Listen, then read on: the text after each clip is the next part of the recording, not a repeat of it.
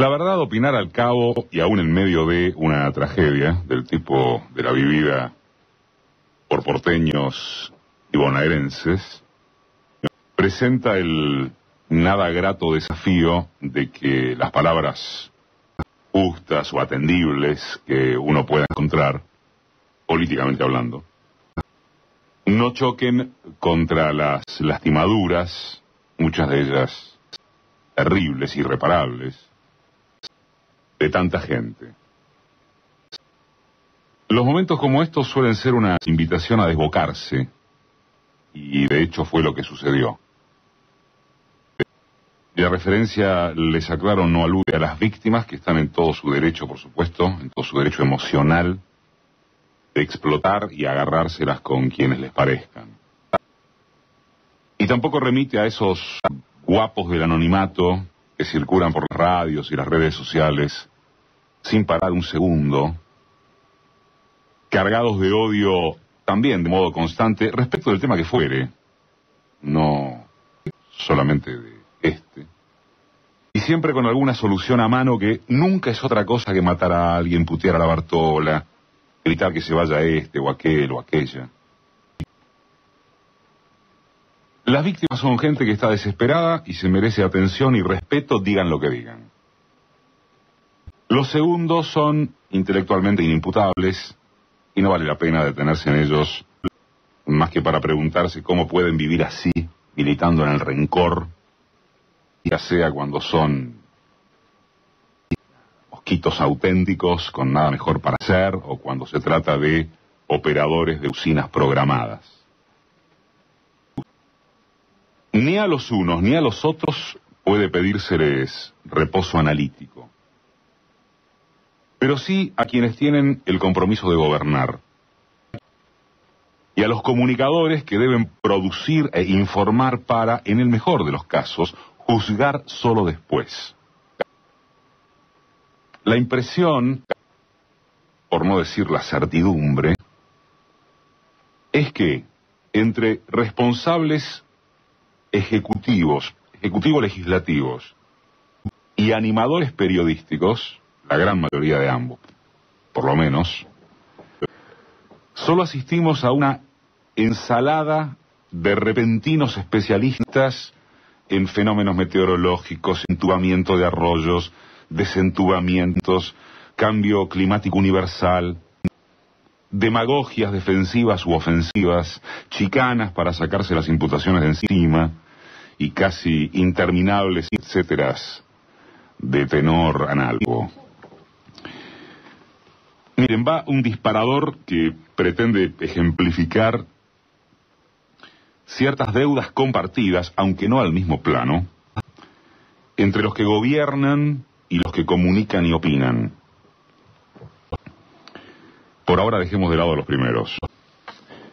De los segundos, entre los medios y colegas de alcance masivo, que se muestran sorprendidos y horrorizados por la tragedia, esta o similares, ¿qué registro hay de que periódicamente difundan informes e investigaciones sobre el tratamiento de la basura, la marcha de las obras que se prometen, la preparación para situaciones de emergencia, los negociados inmobiliarios, la denuncia sobre el déficit de vivienda, las subejecuciones presupuestarias, es decir, el dichoso ¿qué pasó con? ¿Qué pasa con? Quede bien claro que ni siquiera es cuestión de meterse, aunque puede incluírselo. En sí, Macri y Scioli gozan de protección mediática por parte de la prensa opositora, ni en las andanzas de la que ampara al gobierno nacional. Hablamos a secas de que hay un periodismo que derrama lágrimas de cocodrilo frente a las catástrofes que sufre la gente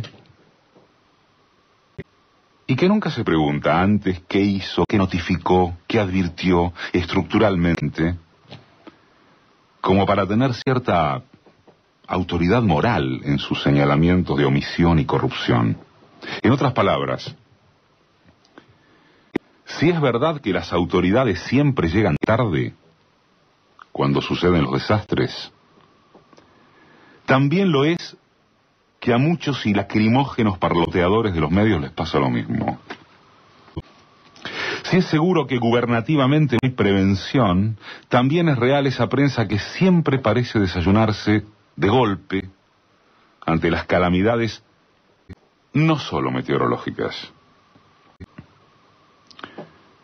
Una prensa en actitud impertérrita detrás del vértigo impactante que en lo global jamás avisa del peligro que se corre por esto, esto y esto otro. Es decir, el antes. En el después ya se conoce aquello en lo que igualmente debe repararse toda vez que sea necesario. Encima de que se vive una tragedia, le ponen música de fondo, buscan el morbo, salen a la cacería de los más desesperados, golpean abajo, condenan a como salga. Es el show tétrico, no la noticia. La noticia es el show. La forma es el fondo. Quiero repetir que este marcaje de tratamiento mediático no tiene la intención de igualar atribuciones entre las responsabilidades de gobernar y hacer periodismo. Sin embargo, vuelto a aclarar ese punto, hay que detenerse, nos parece, en con cuántos y cuáles elementos informativos, de cuánta certeza se dispone para juzgar a los que gobiernan, para cuestionarlos en lo que se debe. En los distritos y del signo ideológico que fueran, por más que todo sea ideología. Intentemos, ¿cómo les diría?, trazar dos grandes columnas de objetividad según lo único que muestra de acuerdo a prácticamente todos. En una columna ponemos que se llovió la vida como nunca o casi, tal vez con el solo parangón de lo que fue la inundación santafesina de 2003, en términos de difusión masiva por tratarse de grandes ciudades, porque la lista de catástrofes naturales es bastante más larga que eso, si se abarca a las metrópolis pequeñas y a pueblos y pueblitos. Tartagal, Villa Langostura tapada de cenizas volcánicas, Resistencia en el 82, y sigue. Ya se mostró la cuenta de que lo sucedido equivalió en lluvia a llenar decenas de miles de piletas olímpicas en un par de horas a lo bestia. En la primera columna objetiva, entonces, esto fue algo anormal, de cálculo previo imposible, y aun cuando no lo hubiera sido, igual de imposible si era por reducir a cero la nómina de muertos y daños. En Nueva York, no Bangladesh, frente a correntadas bíblicas, se preparan durante semanas para la nevada o el huracán que siempre son del siglo, y los muertos se cuentan de a centenares y miles, para no hablar de los inmensos perjuicios materiales. En Cuba, probablemente el país más ejemplar del mundo, si es por prevención organizativa contra la furia de la naturaleza, sucede otro tanto. En Europa y en China hay esas olas de frío polar que son advertidas con antelación suficiente para que igual queden sumergidos bajo la nieve y se pregunten cómo se muere y se destruya y no haya forma de evitar lo dramático que se sabía.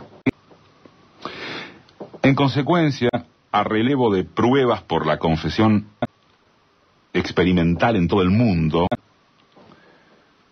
en la gran segunda columna de lo objetivo, podríamos poner cuál fue, es y será la preparación estatal y social para paliar, no para impedir por completo.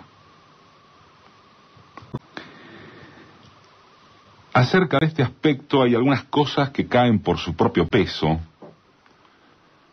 en el sentido de estar a la mano de una observación de hijo de vecino. El lunes a la tarde, feriado, Buenos Aires era una alfombra compacta de hojas de otoño cubriendo veredas y alcantarillas, y no se veía un barrendero ni buscándolo con GPS. Después o mientras tanto, en el conurbano, las poblaciones en situación de riesgo ambiental, de toda clase social, aunque ya se sabe que si hay clases es para que unas sufran más que otras, seguían ahí, al arbitrio de todo lo que no se hace debajo de la superficie, porque también, ya conocemos, electoralmente no paga lo que no está por arriba, lo que no se ve. Y después llegó La Plata, de cuya periferia descubrieron de repente que acumuló un 65% de bolsones de pobreza en menos de 30 años, agravados porque, como Buenos Aires, es una llanura perfecta e inundable expuesta a los desbordes de las cuencas. El 27 de septiembre del año pasado, La Nación, a través de Florencio Randazzo, convocó al alcalde porteño y al gobernador bonaerense para oficializar la conformación de un ente tripartito, la Agencia de Transporte Metropolitano, a fin de coordinar acciones sobre cómo viaja y debería viajar la población en un área que concentra a 13 millones de personas. No hay noticias de qué pasó con eso, pero como sea, sería bueno saber por qué no existe algo de propósitos similares efectivo en torno del entrenamiento popular y las obras que se necesitan para enfrentar desastres climatológicos en urbes nacidas a contramano de la naturaleza. Comunicar conjuntamente que tanta plata se destinará a tales proyectos de mediano y largo plazo. Haber aparecido, que alguien convocara para presentar estatura de estadista frente al drama. Cristina lo hizo anoche en cadena nacional con anuncios concretos que son tan destacables para el después como exiguos para el antes. Pero bueno, hizo algo. Hizo eso. Alcance o no alcance materialmente, no se borró ni descargó culpas en los demás, salvo, aunque sin nombrarlo,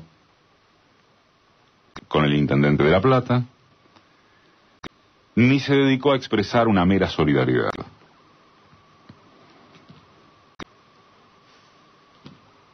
Esto último, unido a lo inevitable, lleva a enmarcar cuánta responsabilidad debe adjudicarse a la clase política.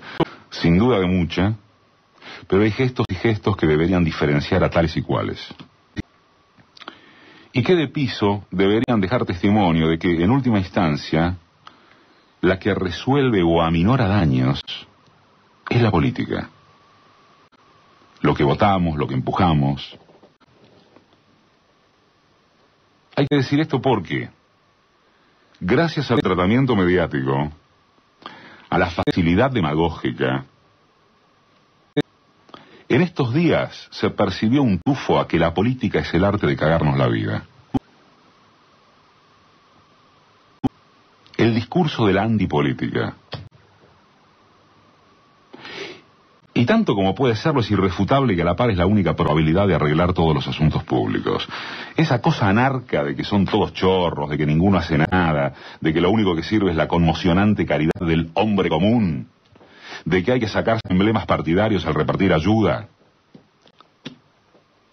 Esa cosa sirve a los intereses de llorar y se acabó, para que al cabo de llorar aparezcan los hombres de negocios a decir que las ideologías se acabaron y que ellos se encargarán de evitar nuevos desastres. Ahí tenemos a los hombres de negocios acá en la capital, gobernando. Nos parece momento de pensar que, por fuera de lo que ya es irreparable, de estas cosas se sale con más y mejor política, con más y mejor Estado y con quienes mejor traduzcan eso políticamente.